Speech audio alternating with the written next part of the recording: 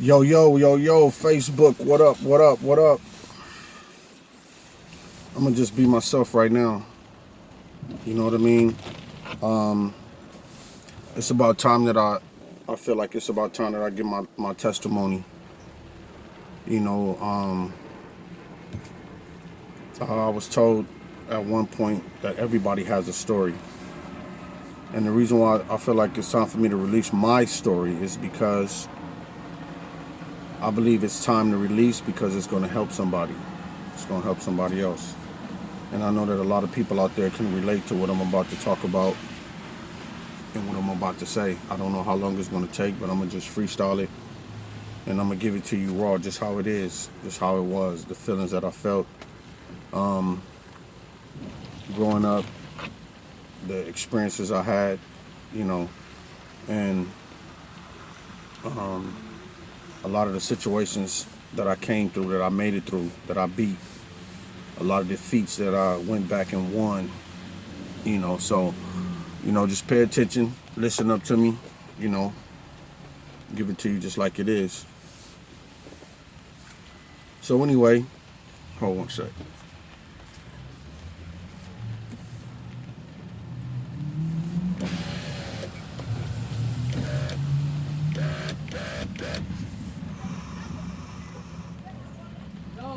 It's a rainy day. I'm smoking one of these Black and Milds. No, I shouldn't, but I am. So sometimes this will happen when you quit smoking weed. You go to other things. You know what I mean? Which is not, which is not healthy. But I get off. I get off of this too. If I can get off of weed, I can get off of anything. But anyway, I'm gonna share this testimony with you guys. Hope that it helps. Hope that you guys can understand it. I'm not taking shots out at nobody. At family or mom and pop. They have their own testimony. You know what I mean? As a matter of fact, their story is almost unbelievable.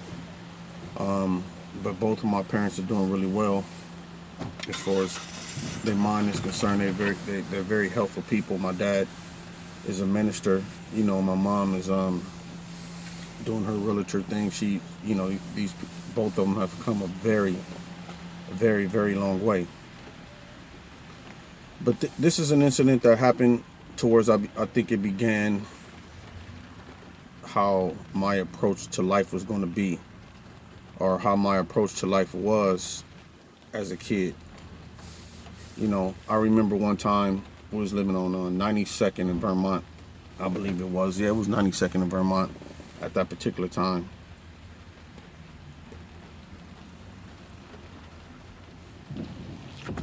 And I had left for school that morning. Left for school. It's pretty early in the morning, about 7:30.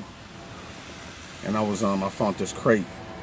They had, when I was younger, they had these little basket crates that would put skates on them and push them. So I found one. Somebody had left one outside, some kids. So I started playing with it, pushing it to school. And I hit a dip in the ground, and I flipped over, landed on my face, bust my tooth out, chipped my tooth, bust my lip open, bust my head, bust my forehead, and I was just bleeding. And I ran back home. I ran back home to mom and pop. They was at the house at the time. Back then, crack was real big. My parents were fairly young when they had me. When I got my birth certificate, I found out that my mom and dad was like 18 and 19 when they had us. I actually thought they were older, though, most of my life, until I got the birth certificate and I looked at it. I was like, man, my parents were only like 18 and 19 years old. So they were basically kids themselves. Neither one of them was even legal. So anyway, I ran back to the house, start beating and banging on the door. My mom, she jumped up because I was screaming. You know what I mean? My mom, she jumped up and she looked out the window. And I told my mom this a couple months ago, and she finished her story for me. She said, "Yep, I know exactly what happened." So anyway, I'm beating on the door, knocking on the door, screaming. My tooth is out and chipped, and I'm beating on the door, and I'm like, got this bloody face, and I heard my dad say, boy, go back to school. Tell him to go back. Tell his boy take his behind back to school. Back then, my dad was real big on education. I don't think he knew that my face was all busted, but my mom did. She looked out the window and her eyes got real big. She was like, wow, you know, she looked and she said, you know, my dad was screaming, telling me to go back to school. And so my mom said, she just looked at me with this sad face, and she said, your dad said go back to school. So how I felt at that moment is unexplainable. I can't even explain the feeling. I remember the feeling, and sometimes I can still feel it, but the feeling was completely unbelievable. I mean, it was like as I walked away, I began to hear the voice of God tell me that you're going to have to brace up, and there's going to be some things that you're going to deal with in this life. And, you know, the feeling that you have now is the feeling that I'm going to have to protect you from in this world. So I'm walking back to school, and eventually I get to school. I go to the nurse, talk to the nurse or what have you, and they fix me up, bandage me up, and did whatever they had to do. Crack back then, how I saw it, when it first came into the house, it was like a force, an evil force that had presented itself in this form of crack. Cocaine is what they called it. And one by one, I saw it destroy households. I saw it destroy families. The women were selling their bodies. I remember my shoes getting sold, our radios, our TVs. We didn't have no food. That's when I turned about 8 years old, I started to hustle. My dad used to tell me how he used to hustle. I listened so well that I went and copied and did the same thing. I went to gas stations at 8 years old. Went to grocery stores asking people, can I carry their groceries to their car? So I happened to, make money doing it. And with that money, I started taking orders from my mom in the morning when I would leave. That's how it was, because I was determined to make $10 every day so that I'll have enough food for everybody in the house to eat. Me, my sister, my mom, my dad, if he wanted. Back then, a lot of the men still, and to this day, we had pride. But I knew that all the money in the house was going to crack. So I had to get out there and I had to hustle. I remember moving off of we moved on the east side, and that's when the situation had gotten kind of worse. There was a lot of drugs, there was a lot of prostitution, there was a lot of just poverty. I remember going to the county building and they telling my mom that if we give you this money and these food stamps or whatever, the man can't be in the house. So there was a conflict with the family right there. In order to get those benefits or whatever, the man couldn't be in the house. You had to basically put the man out on the street. So it was a system along with the crack that kind of broke up the family. So it was just haywire. It was just haywire all the way through. I missed the childhood because I had to work. I had to take care of my sister. I had to make sure we was eating. I had to make sure that we was good. I had to make sure I was good, because feeling that feeling of starvation when you are a kid and when your stomach is growling, you look in the refrigerator, there's no food, that your parents are in this zone. By me studying the psychology that I've studied,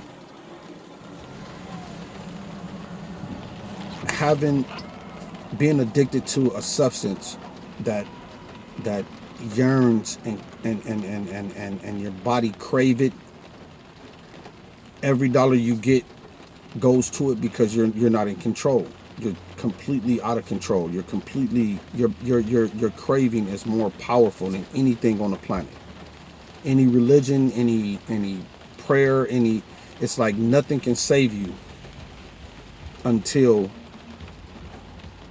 the Savior comes, and it really has to come, because that desire is to have that drug is horrendous. So I remember the fights. I remember the bloody nights. I remember all the rejection. And this is during the time of between 7 years old and all the way up until like 14, because my mom had got on it so bad to where we had to move with my dad. And he had throughout all that happened, he ended up moving to the Bay. So there was a time when my mom was missing. She was nowhere to be found, and some things had happened. So we had to move. Me and my sister had to pack up. It wasn't even a suitcase. We packed up literally grocery bags, pillowcases. We jumped off the plane in the Bay Area, off the bus or whatever we was on. We had pillowcases. Our clothes was all raggedy. My dad, basically we didn't get laughed at, but it was like, wow, these kids, where they come from? They coming out of LA with pillowcases. You know what I'm saying? So I knew that regardless of what, I had to do something to get me and my sister out of that situation. So we moved to the Bay Area. My dad was overcoming the drug and everything, so he was basically off into a drug program. But he sent for us and made sure we got out of there. We got down there, and then that drug came back and hunted Pop again. So he got on it. He got married first, and then he got back on it, and then things went haywire again. I started seeing that same pattern occur. During that time, that period of years, being a child, you experience a lot of rejection. You experience a lot of inner pain that scope the way you see life. You experience a lot of. I remember one time on 92nd, it was Christmas time, and me and my sister wasn't really doing well at school, and my dad was really hard on us in school. So he just wanted to make sure we was getting an education, because he knew how hard life would be, quote unquote, without the education and things of that nature. I remember one Christmas time, and this feeling I remember like it was yesterday. This scene that I see, I remember like it was yesterday, but also the feeling I remember like it was yesterday. It was Christmas time. We had a bunch of gifts up under the tree, and I had actually this one was on like Mom's. I think we had actually peeked in one of the toys, and they saw that we was kind of peeking in the toys, and then they what happened was, they got up and they kind of saw, why y'all peeking in the toys, and then they just broke up everything, broke up all the toys, we watched them break the toys up, and just the bike and everything, they tore my bike up. Pop said, you ain't riding this bike. You tore the bike up and took all the tires off and did everything, until you do better in school, you don't deserve this. And then I was like, oh man. So just that feeling of even having something, or even having things, being and to this day to this very day I have a problem with Christmas. To this day, even though I know it's a holiday, it's the fake, the Santa Claus, I know about all that stuff. But even to this day, I have an issue with Christmas. And I be wondering, like, where does this stuff stem from? So it stems from a childhood. And by the time I turned 18, seeing the gangbanging, seeing the LA streets, seeing this multitude of killings around the South Central area, seeing that, a lot of the people didn't care about each other, watching the crack sales, trying to be a trying to be a drug dealer, trying to just fit in to make money, because it was like you didn't have too many places to turn to. You know, I really want to go deep into the story, but if you can imagine the pain and the agony that was in between those years, from 7 to 14, and then from 14 to 18. At 18 years old, my mom had got involved in, basically she had, we had an apartment. I don't know, I think maybe it was a Section 8 apartment or something. But anyway, she left it to me and my sister. I was about 18 and my sister was 17.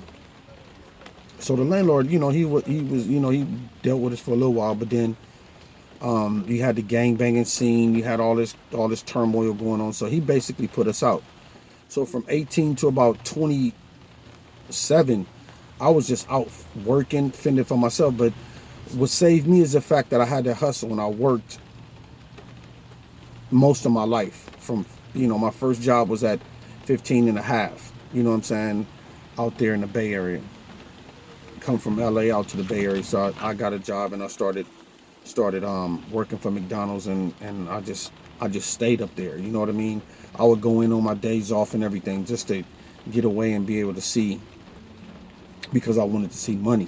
I wanted to have my own clothes. I wanted to buy my own things, because it was already embedded in me at that time. Then, having all of that turmoil happen in your life, and by the time I was like 24, by the time I was like 24, I had gotten married, had a kid on the way, got married. I was basically a street dude, because I'm on the streets, 18, 19, 20, 21 years old. I'm on the streets. And then finally, I stayed working. So finally I got married, and then I'll say to this very day that the reason why we went through that divorce and went through all that turmoil is because of other people. It was this beautiful lady that I married, and then it was me. You know what I'm saying? With all the damage that I had, her damage was on a different level. And the two people came together, and it was like two unhealed people coming together, and it was just a constant collision, constant crash all the time, constant crash. And we was trying to figure out, like, but then you had the outside influences, and then you had the situations that her and I had gone through. So we was doing everything to make it work. We knew the hustle. We had places to live. We eventually got some places to live. We, do the arguing and all of that. We just couldn't see eye to eye no matter what. Because I was taught in the church that if you get with somebody and you marry them, things that come together, and these angels is going to come and everything's going to work out. But it was the total opposite. You have to work the relationship. You have to do it. You have to know how to do it. So, I hit the streets, and with this heartless mentality of, I'm not taking no more pain off of nobody. I'm not taking no more crap. I'm not taking no more shit off of nobody. I'm gonna do whatever it takes to protect myself. And this is just the way it is. I'm not living that kind of lifestyle. I'm not going for this no more. So you walking around the street like a ticking time bomb, because of all the turmoil that you've seen. And this is going on in your subconscious mind. You trying to figure out, how am I going to make it? Who am I? Why did I have to experience all what I experienced? I remember one time, our parents was at the dope house. We was all there. We was sleeping on some couch. He heard all the commotion, everybody smoking drugs. It was kind of like a party to them, because it was this new drug, and a lot of people are on it, and it's getting everybody hooked, and it's causing people to sell their body. The men are pimping and selling all the house stuff, and it was just like a I'll sit back. It was like I was watching a nightmare film happen. right before my very eyes. You know what I mean? And we was right in the middle of South Central LA, caught up in it, like really. And I had some cousins whose testimony is even more greater.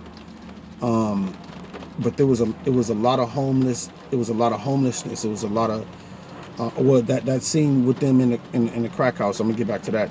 It was like I heard the commotion of them like running out of drugs or something like that. So the people put us all out on the street. We all walking up and down the street late at night, 1 o'clock in the morning, due to somebody got into it behind some drugs or something. So even in that sense, I'm walking up and down the street and I'm like, what is this? What is this life? What the hell am I experiencing? What am I going through? What's going on? What's happening? When does this nightmare end? So it was literally like a nightmare.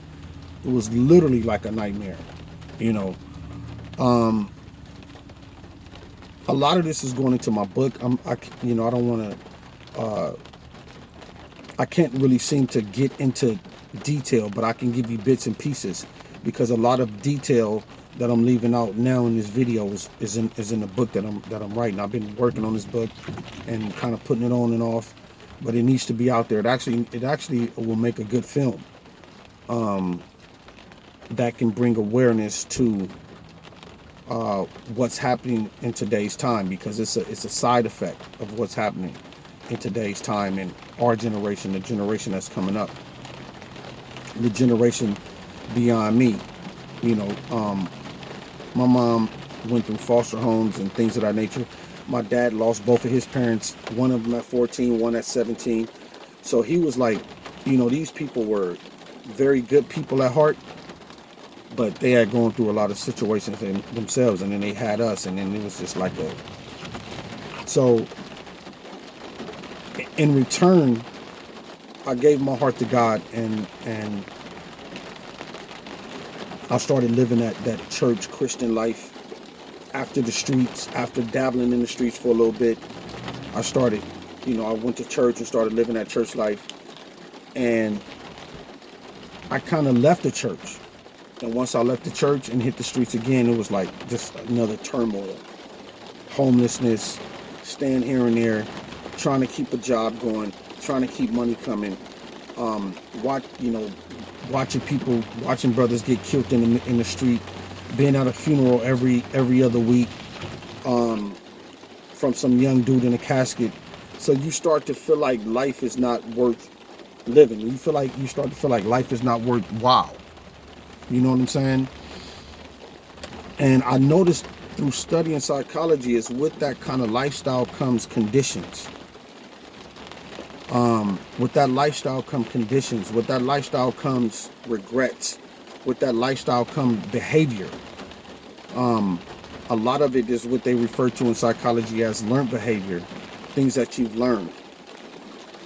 So I began to, after so much of all this turmoil happening back to back, I began to ask God for healing. I began to ask the Creator for a new way to live on this planet, because what I was doing and how I was living and what I saw, it wasn't working. I'm telling you the story, but you couldn't even imagine how intense the lifestyle was when you're living it day to day, minute to minute, hour to hour.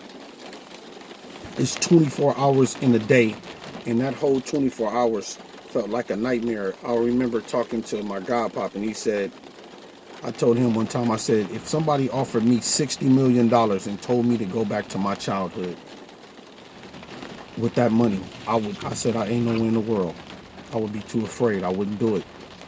I just wouldn't do it, because I feel like I wouldn't survive it. I remember when I was 18 years old, and this was normal. I was at this place. I was at this dance studio or something where girls be dancing at, about 19. And I was standing outside. And I was standing outside, and two guys walked up on me. just came from nowhere. I saw him coming out I saw the shadow of him coming, but I wasn't really paying attention. And I was waiting on some of my partners to come out, so they came. We were standing outside. I was standing outside waiting on them, probably smoking a blunt or something at that time. So the dudes walked up on me, and they asked me where I was from. So before I can even really get out an answer, or just I'm looking at him. So one dude pulled out a gun. And he put the gun to my head. We had words back and forth. He pulled the trigger. Click, click, click, click, click, click. Gun didn't go off. Right here in the face. That hold on that gun was about that big. His partner, he told his partner, man, hey, homie, the gun ain't working. So his partner came out with his gun, pulled the gun out, cocked that bad boy back, put it to my chest. Boom, boom, boom. You know, of course, the gun, and I'm still here, obviously. That gun didn't work. So 2 guns didn't work that day. 2 guns didn't work that day. Oh, crap. I gotta roll this window with the rain getting on it. Wow. So 2 guns didn't work that day. And I survived. I could have been, at 19, 20 years old, I could have been not even telling the story. So I would say that the moral to my story is that I beat a lot of what I could have been through the grace of God. I beat death. I beat violence. I beat, the psychological turmoil that my mind can be traveling in, and the direction that I can be going in. Most of the guys that I know didn't even make it through they teens. A lot of them went to jail later on in life. A lot of those dudes that are in prison right now are in prison because of something like this. I know people who have committed suicide for less than 1 day of what I've seen on this planet. So a lot of the stories, a lot of the in-between stories I have in my head, a lot of them I don't feel at liberty to say now, because it's going to be in the book, and I want you guys, when the book is finished, I want you guys to purchase the book. I'm a singer, songwriter, actor. I put all of this into my songs. I put all of this into my books. I got a song on Reverb Nation called Can't Stay Here. I got a song called Lil Sis. A lot of those songs I put my all into. I had to navigate and get into my subconscious mind and just go into those moments. There was always a mentor there for me, though. There was always a mentor. There was always mentors like set in place that helped me get through those moments, that helped me to realize that there's better days that are coming, and I depended on those better days. But the side effects to what happened in that childhood is what I experience now. I see it.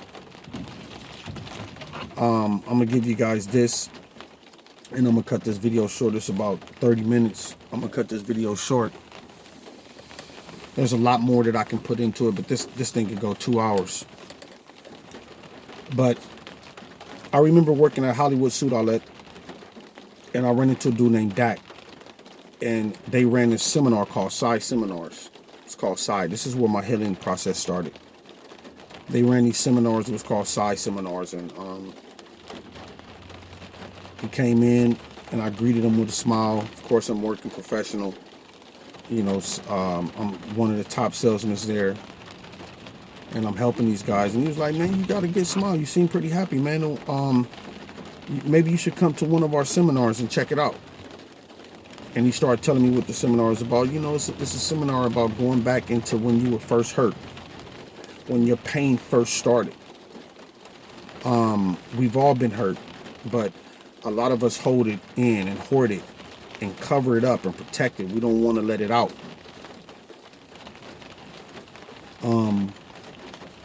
Won't you come out and check us out? Gave me his card. You know me, I'm like, whatever. But my spirit kept telling me, like, go. You need to go. You know, Dak was a Caucasian gentleman. He was with another Caucasian gentleman. And I was like kind of leery at first, but I'm the type where I don't feel like no superior, no person, no human being is superior over one. So that's another reason why I just went, because I'm like, it's not about somebody being white or black or whatever. It was just that I wasn't going to go because I'm already in a secret little shell towards I'm protecting myself. You feel me? But it was like, okay, well, just go. So I went. And I walked in the house, and it was 30 Caucasian people in the house, right? So I walks in the house, and I got my head up. I'm walking, I'm looking around like, whoa, you know, how am I going to fit in here? So I walks in, and I see Dak. He greets me with a hug. The other gentleman I saw, they greets me with a hug, and then he turns around and tell everybody, this Elijah, he works at Hollywood Suit Outlet. This is who we bought our suits from, or what have you. So I looks at everybody, I'm smiling, I'm waving. Hey, what's up? How y'all doing?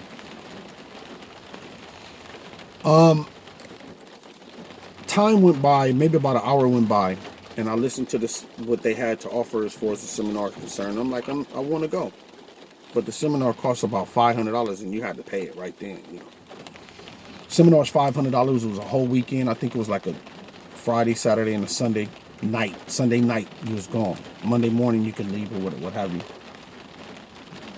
So I was like, I like this. I'm gonna check it out.